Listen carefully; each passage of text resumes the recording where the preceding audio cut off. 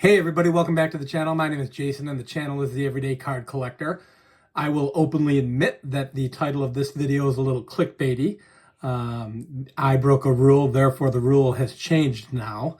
Let me make that very clear. The rule that I broke was my own rule, and the rule that I'm changing is my own rule as well. So it seemed a little clickbaity, but I thought it'd be fun to throw it out there.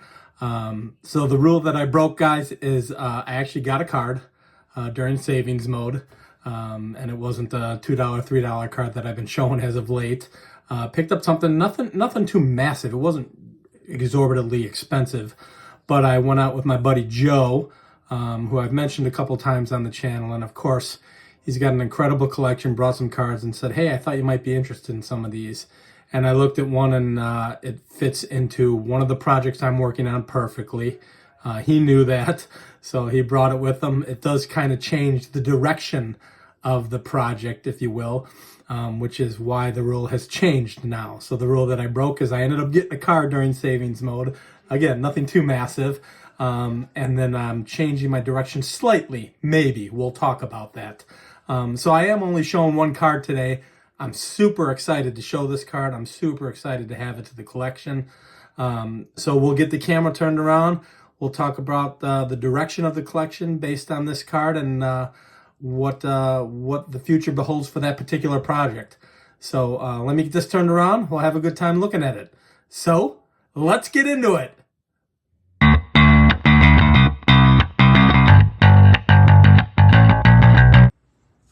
All right, guys, so as I mentioned, just showing one card today. So the card that broke the rule of savings mode, if you will, right now is part of one of the projects that I've been working on for a while, and pretty much have only a couple of the bigger cards in this particular project, and one smaller card or more affordable card. But that project is the White Sox Hall of Fame run that I'm doing. So it's a mouthful, but every time I try to explain it, it's just kind of what the first, this particular run came into my head as I was just doing some research. So I'm trying to collect every White Sox Hall of Famer who played for the team for more than 5 years. And if they were a rookie with the White Sox, I want to get the rookie card. And if they were not, I want to get their first card issued in a White Sox uniform. So the card I'm going to show you now kind of deviates from those rules. So one rule was broken, picking something up during savings mode, and the rule is now changing slightly. So here's the card I'm going to show you. It's the 1922 E120 American Caramel Harry Hooper. Beautiful card. Absolutely beautiful. And my first American Caramel card, guys. So here's the deal with this. This was technically his second year card with the White Sox. His first issue with the in a White Sox uniform was the 1921 American Caramels. And this has been crossing my mind beyond talking to Joe and striking up a deal with him on this particular card. He had both of them actually, and I like this one better. The deal with this particular card is I just love the 1922s a lot better than the 1921s. So the 22s have those innate are intricate border around the edge of the photo there, which I think is phenomenal.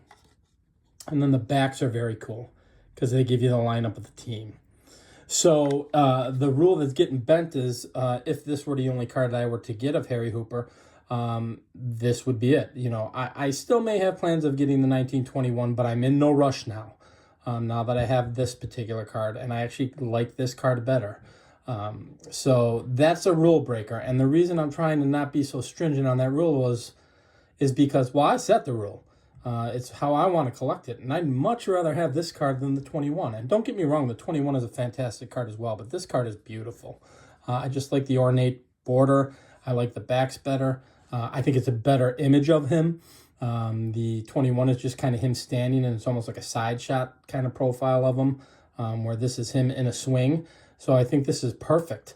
So why not change that rule to, hey, it's playing days. He was with the White Sox, and it's a card I like even more.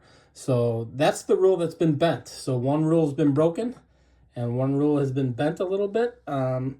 And I might get to 21. We don't know. You know, who knows down the road. But again, I'm in no hurry now.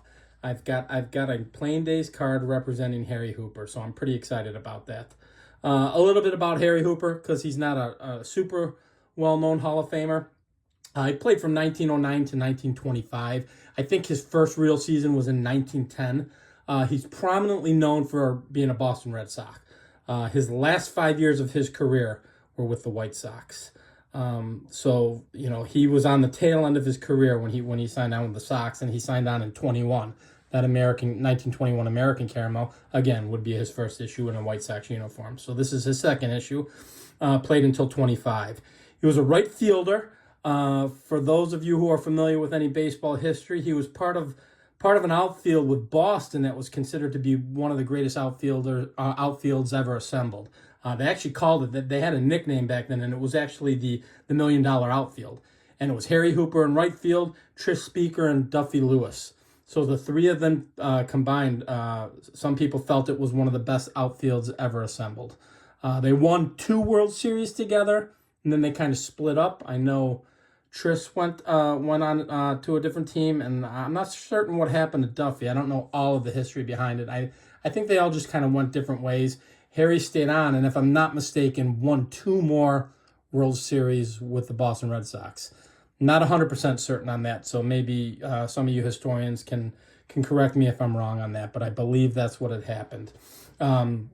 So he was part of an outfield, played with, obviously, most people know who Tris Speaker is if you follow baseball history at all, and had some pretty prominent years. His 22 season with the White Sox, numbers-wise, as I was looking through Baseball Reference, seemed to be one of his most prominent seasons with the White Sox within that 5 years. You know, he was a solid, known for his defense, solid defensive player.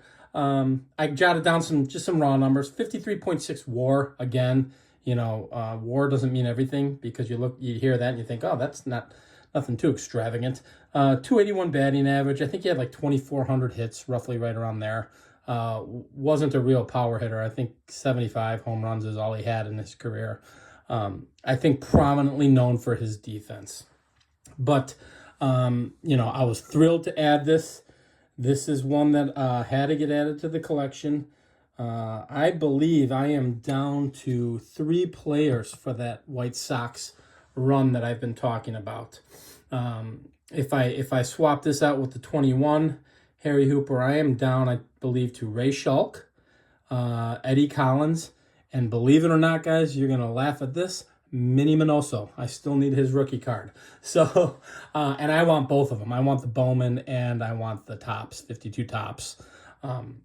But yeah, so that's the, you know, what I would consider more affordable. The Ray Schalk and the Eddie Collins, my research showed their first cards in a White Sox uniform were the 1915 Cracker Jack cards. And so for all of you who follow pre-war sets and collecting pre-war, that's the 14-15 Cracker Jacks are very expensive, even the commons. So that might be another reason I sway away from the rule of first issue in a White Sox uniform. There are several cards of Ray Schalk and Eddie Collins out there where they were in a White Sox uniform, and some really nice images. So I may switch for these last 3 players to include Harry Hooper, Ray Schalk, and Eddie Collins, just plain days or plain issued cards in a White Sox uniform. But we'll see. You know, I'm just thrilled to add this one.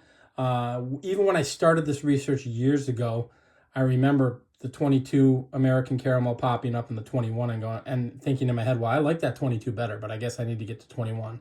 And I came to the conclusion that no, that doesn't have to be the case.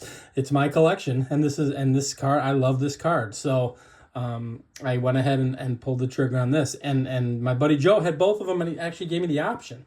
He said, you know, which one do you want? And I chose the 22. So yeah, guys. So a rule has been broken and one has been changed. We'll see how that goes. Collecting is fluid. Maybe I'll get to 21 and maybe I'll change my mind again. But regardless, I've got a beautiful card of Harry Hooper in a 1922 E120 American Caramel set that I love. So worked out perfect regardless of what I end up doing. So I hope you guys enjoyed this. I know it was quick, one card. You know, I'm really excited to add this to the collection. Super happy with it. I hope you enjoyed it. If you enjoy this kind of content, please feel free to like and subscribe. And until the next video, we'll talk then. Thanks for joining, guys. I really appreciate it. Bye-bye.